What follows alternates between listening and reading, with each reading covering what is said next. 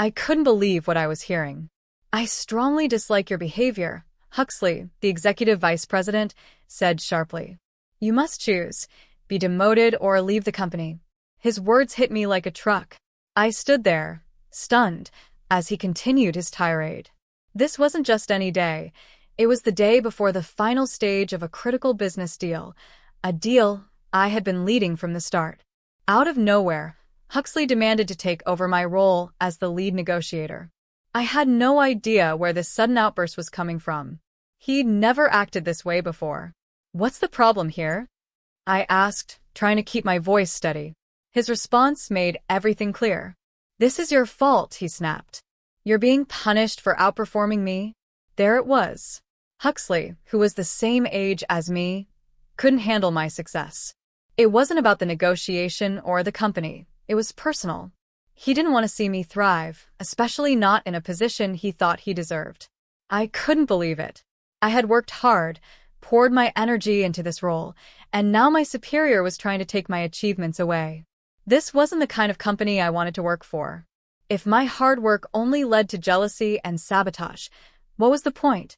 "I'm done," I said firmly. "I'll resign. Tomorrow's negotiation is all yours, Executive Vice President."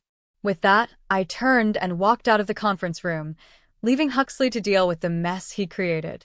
The next day, just before the negotiation began, President Riker, who also happened to be Huxley's father, entered the room.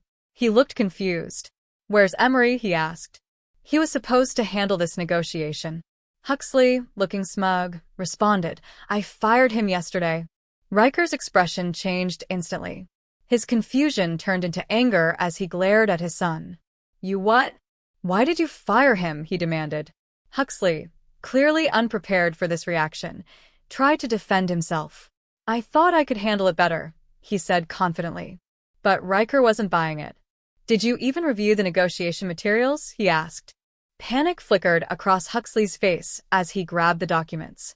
He quickly scanned them, and his confidence crumbled.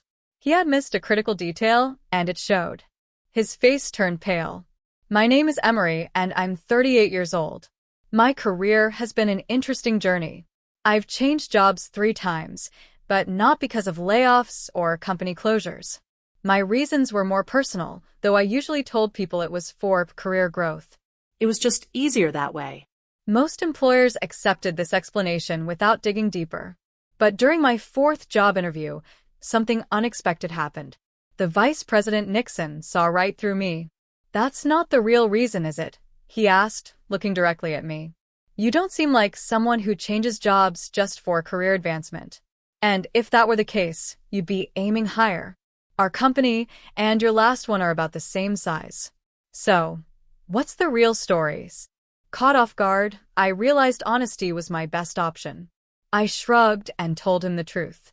To my surprise, Nixon listened carefully, nodding as I explained my situation. When I finished, he smiled and said, "I get it.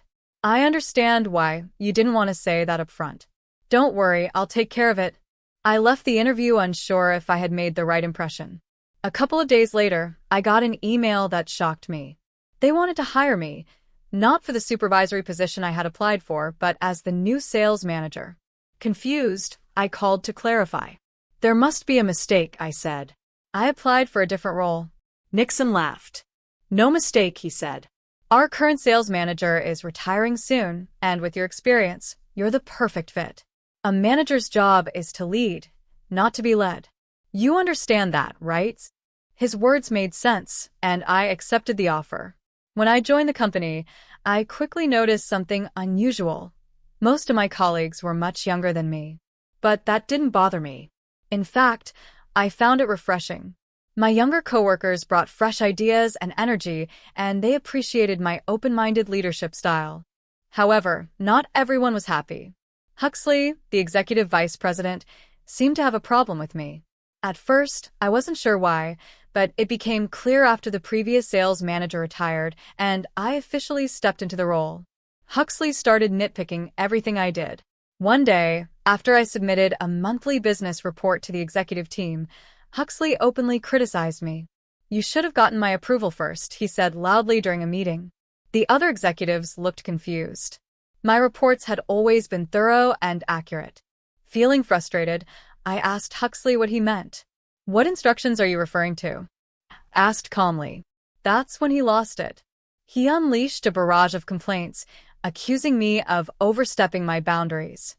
It was clear that Huxley didn't like me taking initiative. But instead of focusing on what was best for the company, he made it personal. And that's how we ended up here, with Huxley trying to undermine me just because he couldn't handle my success. "You're new to this role," Huxley warned me in a condescending tone. "You're like an inexperienced driver. Before making any decisions, check with me or the other executives first." His words stung. Comparing my experience to that of a rookie driver was insulting and far from the truth. I had years of work under my belt, and I was confident in my abilities. As I stood there trying to figure out how to respond, Nixon, the vice president, stepped in to defend me. He skillfully shifted the conversation. Emery's predecessor, the former sales manager, fully endorsed him for this role, Nixon said firmly. The sales staff have also expressed that they find him easier to work with. He's already made a positive impact. Hearing this, the other executives nodded in agreement. They seemed convinced by Nixon's reasoning. However, President Riker didn't look satisfied. He turned to Huxley, his son, and reprimanded him for his unnecessary outburst. "Talented people can't perform well if they're constantly second-guessed," Riker said firmly. Then, looking at me, he added, "From now on, the sales department will handle all negotiations directly." Emery seems ready to take on this responsibility. Although I felt relieved by the support, it was clear Huxley wasn't happy about the outcome.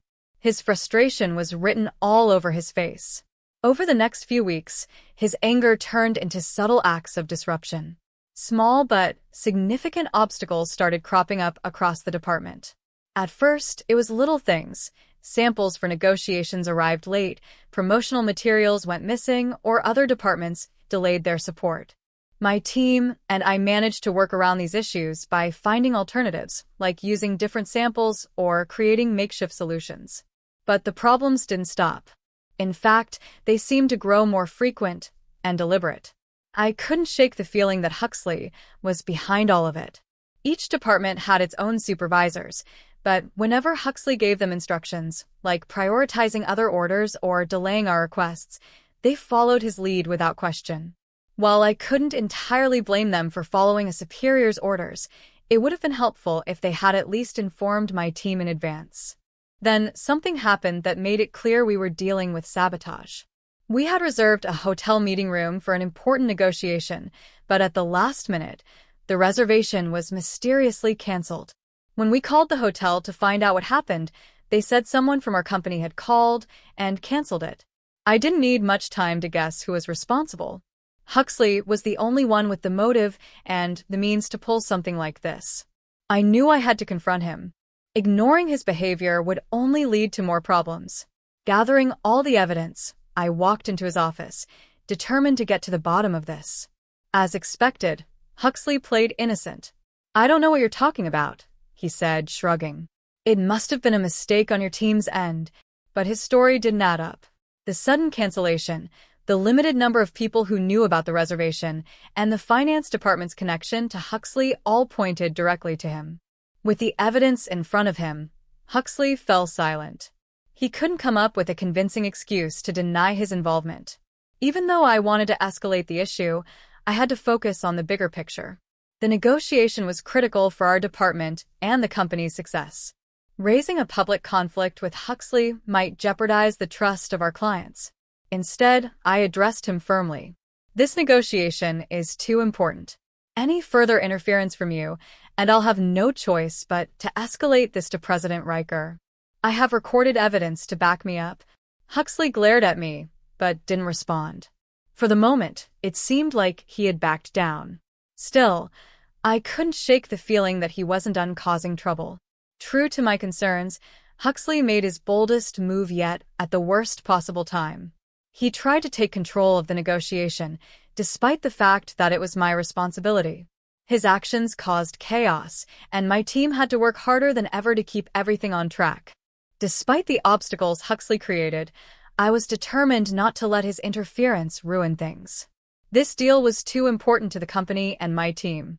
I focused on guiding my team through the challenges, ensuring we stayed professional and effective. Though Huxley had tried to sabotage me, I knew that staying strong and keeping my focus on the job would eventually expose his behavior to everyone, including President Riker. In the end, people like Huxley can create temporary obstacles, but they can't stop someone determined to succeed. My team and I were ready to face whatever came next, knowing we could overcome any challenge together. We had already overcome several obstacles, like the sudden cancellation of the hotel room, and the negotiation was finally nearing its conclusion. Everything seemed set for the top executives to finalize the contract the next day. But early that morning, Huxley summoned me to his office. His expression was smug as he declared, "I cannot trust you with this important negotiation. I will take over from here. You don't need to worry about it." I was confused and taken aback. "I don't understand," I said, trying to keep my voice calm. "What's wrong?" Huxley frowned, his tone dripping with disdain. "That's the issue. Why can't you simply follow your boss's instructions? You have a choice: be fired or accept a demotion. We don't need you for this job anymore." His words left me speechless. Tomorrow was the final stage of the negotiations, something I had worked tirelessly on from the very beginning. For him to swoop in now and take over was shocking. I hadn't expected such an emotional and aggressive outburst from Huxley. As I stood there trying to process his words, Huxley continued. His expression shifted into something almost gleeful as he sneered, "You're being punished for outshining me." There it was, his jealousy laid bare. Huxley, who was the same age as me, couldn't handle my success. He had been quietly sabotaging my work all along, but now that I was on the brink of sealing the deal, he decided to act openly. When I stayed silent, Huxley seemed to enjoy it. He leaned back in his chair with a smug grin and added, "You were getting arrogant just because you can speak English, weren't you? Your resume shows you've worked at 3 different trading companies. But guess what? We have plenty of people here who can speak English just as well as you." It wasn't hard to figure out how he had gotten his hands on my resume. As the head of HR was under his control, Huxley must have pressured them into showing him my personal details. But his reasoning was absurd. "What's your point?" I asked, keeping my voice steady despite my growing frustration. Huxley chuckled, clearly amused by his own logic. "I can speak English proficiently too, so we don't need your involvement in tomorrow's negotiations." His misconception that my business English skills were the key to the negotiation success was laughable. He had no idea how much more went into sealing a deal of this magnitude. Still, I didn't feel the need to correct him. If he wanted to take over, so be it. I had no desire to stay in a company where hard work and accomplishments were overshadowed by petty jealousy and sabotage. "I'm done," I said firmly. "I have no attachment to a company where my superiors take credit for my efforts. Tomorrow's negotiation is all yours, EVP." Without waiting for a response, I turned and walked out of the conference room, fuming. I headed to the sales department to pack my belongings, determined to leave this toxic environment behind. On my way, I ran into Nixon. He immediately noticed something was wrong. "You look upset," he said, concerned. "What happened?" Nixon invited me to his office, and I decided to tell him everything. I recounted all of Huxley's actions, from his repeated sabotage to his latest attempt to take over the negotiations. I even mentioned the previous incidents, like the canceled hotel reservation. As I spoke, Nixon listened intently, his face growing more serious with every detail. When I finished, he closed his eyes and seemed lost in thought for a moment. I braced myself for him to downplay my concerns, but when he finally spoke, his tone was heavy with frustration. "EVP Huxley has done it again." "Again?" I asked, confused. Nixon didn't give me a direct answer. Instead, he asked, "Did you notice anything unusual in the executive meetings?" I thought about it for a moment. "Well, except for me, there weren't any other people around my age in those meetings," I said. At first, I thought it was because those roles are usually held by older individuals, but now that I think about it, even for a mid-sized trading company, it's strange. Surely, there are capable younger employees who should be part of those discussions. Nixon nodded slowly, his expression grim. "Exactly." Huxley has a habit of keeping younger, talented people away from those meetings. Let me explain why. According to Nixon, Huxley had joined the company about 5 years ago, after his previous employer went out of business. It wasn't merit that brought him here, it was a favor. The president's ex-wife had insisted Huxley be given a role, so he reluctantly brought him on board. Since then, Huxley had been using his position to solidify his power. Now that the president has remarried, Huxley knows his position is even more precarious, Nixon explained. He feels threatened by younger, more skilled employees, which is why he's been systematically keeping them out of leadership roles. I couldn't believe what I was hearing. So that's why he's been targeting me? I asked. Nixon gave a bitter smile. It's not just you. Huxley came from an entirely different industry and has no real expertise in trading. His youthful appearance is his only advantage. People often underestimate his age. Before you joined, he made sure no one who could challenge him got too close to power. Hearing this made everything click. Huxley's actions weren't just about me. They were part of a larger pattern of insecurity and manipulation. It explained why he had gone to such lengths to sabotage me. But it also made me realize something important. His fear of being outshined wasn't my problem. It was his. Nixon, I appreciate you telling me this, I said, standing up. But I can't stay in a company where this kind of behavior is allowed to continue. Nixon nodded, understanding my decision. I'll take this up with the president. Huxley won't get away with this forever. As I left Nixon's office, I felt a mix of frustration and relief. Frustration that I had to leave behind a job I had worked so hard for, but relief that I wouldn't have to deal with Huxley's toxic behavior anymore. My focus now was on moving forward and finding a place where my efforts would be valued. Huxley had a habit of making bold claims about appealing to younger employees, but he never provided any real evidence to back up his statements. Yet, the seasoned executives listened, assuming he knew what he was talking about. Over time, it became clear that having peers of his age or younger around him threatened his position. Instead of improving his skills or earning qualifications through training, Huxley chose the easier route, eliminating his rivals. He believed that by removing others, his opinions would carry more weight, and he would face less competition. Employees in their late 25s and 35s, particularly those in supervisory roles, became his main targets. Any noticeable behavior or success on their part was met with harassment, false accusations, or other tactics to force them out. Those who value their peace and careers often resigned to escape the hostile work environment. This left the company with only 2 types of employees: the older, well-established president and fresh-faced younger staff who were just starting their careers. Now, I understood Huxley's behavior more clearly. He wasn't just a toxic colleague, he was a manipulative office bully. His primary goal was to maintain his image as the youngest, most capable executive in the room, even if it meant undermining others. His underhanded tactics often went unnoticed by the president and other higher-ups, only becoming apparent when the victims were on the verge of leaving. I had mentioned Huxley's behavior to the company president once, but he dismissed my concerns. He couldn't believe his own son would act so petty and jealous. To him, it was unthinkable. After all, the president had built the company from the ground up, transforming it into a fierce competitor in the industry. He couldn't comprehend how someone like Huxley could prioritize appearing young and important over genuine competence. But I knew better. I had seen firsthand what happens when such behavior is left unchecked.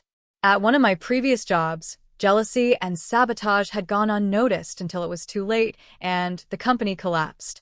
I decided it was time to confront Nixon directly. Executive Vice President Nixon, I began, what are your goals for this company? Nixon looked puzzled by my sudden question. My goals? Well, I hope we can keep increasing our revenue and profits. The president's successor is also very capable, even though he's still a student, he replied. His tone seemed to suggest that he hoped I would overlook Huxley's actions and avoid stirring up trouble. Nixon had been with the company for a long time, and it was clear he valued stability over conflict. But I couldn't let the issue slide. Taking a deep breath, I revealed something I hadn't mentioned to anyone before, not even during my job interview. Do you know why I've changed jobs 3 times? I asked. Nixon nodded. Yes, you mentioned being forced out due to jealousy. While that's unfortunate, we're lucky to have gained someone as talented as you. I shook my head. That's only part of the story, I said. The reality is that those 3 companies no longer exist.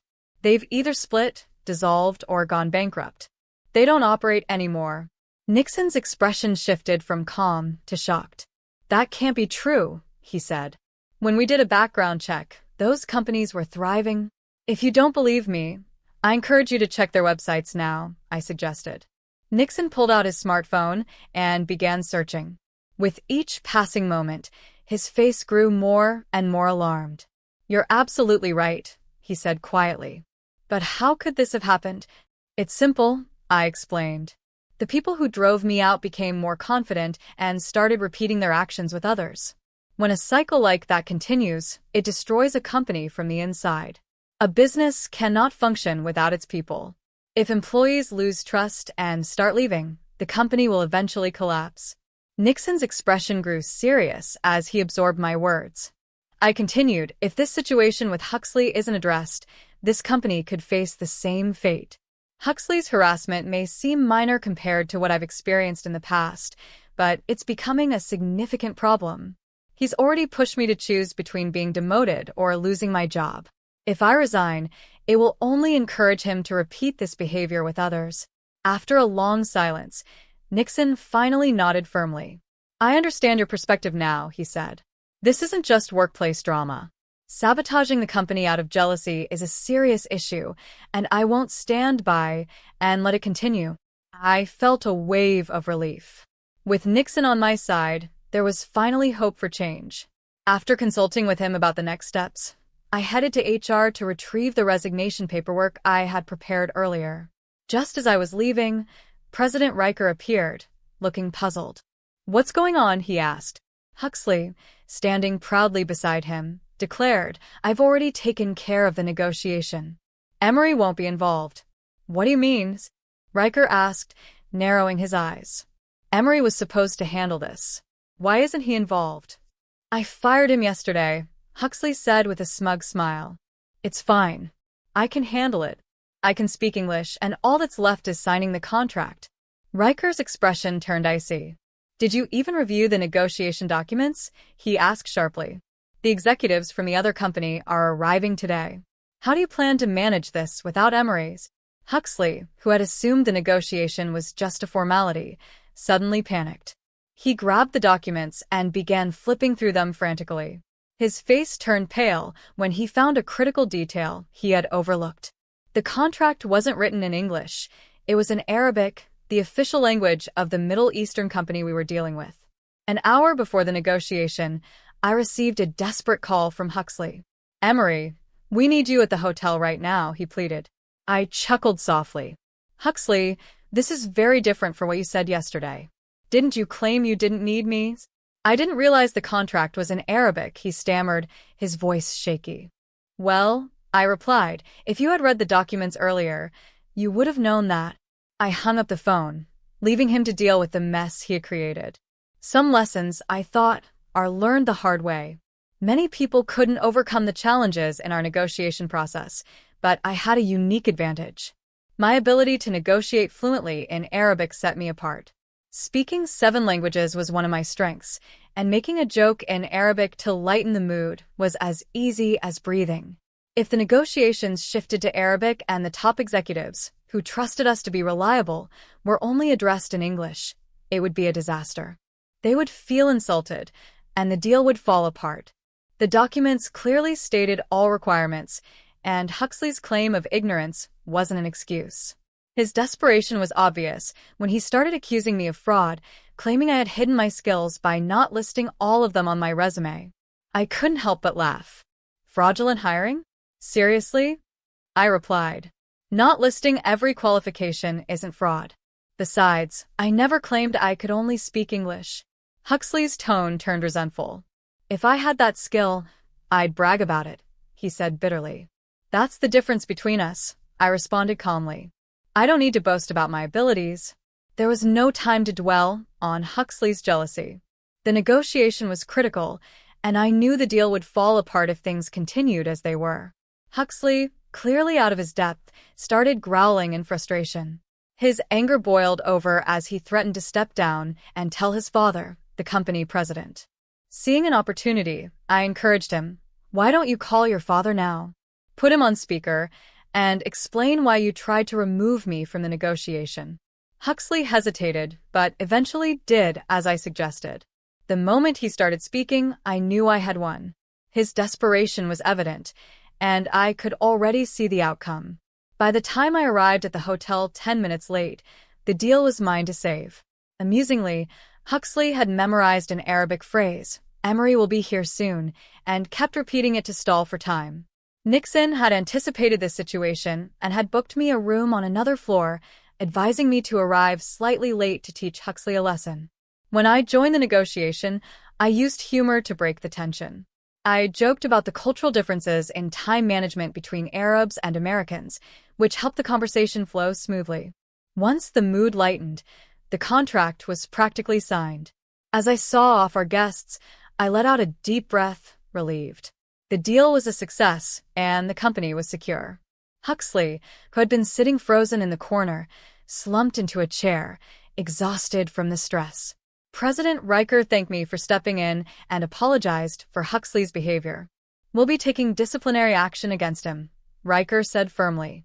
Huxley remained silent under his father's glare. Back at the office, Riker made good on his word. "I took you in when you had nowhere else to go, and this is how you repay me?" Riker scolded Huxley in front of the executive team. "It's like being bitten by my own dog. Write your resignation letter today. You can stay until you find another job, but if you refuse, you'll be fired." You had no problem giving Emery the same choice. Huxley, trembling under the weight of his father's anger, quickly agreed to resign. I struggled to keep a straight face as he rushed to HR, where his resignation was processed immediately. The next week, during the morning meeting, Riker addressed the entire team. He detailed Huxley's misconduct and warned that anyone who had aided him in his sabotage would face consequences. Employees who had reluctantly followed Huxley's orders were either transferred to lower roles or resigned under scrutiny. The company also adjusted its hiring practices, bringing in more experienced employees in their 25s and 35s. This positive shift allowed younger staff, who had previously felt stifled, to thrive. Removing Huxley from the equation revitalized the company. However, Huxley himself struggled to find another job, facing the long-term consequences of his actions. Later, Riker asked me something that had been on his mind. "Why didn't you highlight your ability to speak 7 languages in your resume? It's such a valuable skill." I smiled and explained. "For me, it hasn't always been a benefit. It's been more of a hindrance. When I was younger, I was passionate about languages and became fluent in 7 by the time I graduated college. My first job involved using this skill, but it ended up limiting my opportunities. I was confined to interpretation and translation tasks, even when I wanted to take on more active roles in negotiations. Despite knowing how to improve deals, I wasn't allowed to voice my opinions. When I asked for a transfer to a more involved role, my superior dismissed me, saying, "An interpreter only needs a functioning mouth, not intelligence." My coworkers misunderstood my role and resented me, thinking I was receiving special treatment. Frustrated, I left. I continued. This pattern repeated at my next 2 jobs. My language skills made me valuable, but they also drew jealousy and resentment. By the time I reached this company, I decided to downplay my linguistic abilities during the interview process. It was Nixon who saw through me and realized my potential. Riker nodded, reflecting on my story. "I see now why it was so important to address Huxley's actions. Thank you for sticking with us and helping uncover these issues." With Huxley gone, the company thrived. Riker kept his promise to repay my efforts. The following year, he advanced to the role of chairman, and Nixon became the new president. I was also promoted, moving from sales manager to executive vice president. Despite the promotion, I remained involved in managing the sales department, ensuring our team stayed strong and innovative. Now, my focus is on developing reliable subordinates and creating an environment where diverse talents can grow. I use my linguistic skills not just for convenience, but to build bridges across cultures and expand our reach. I firmly believe that those in leadership positions have a responsibility to nurture talent, and I apply this principle in my daily work.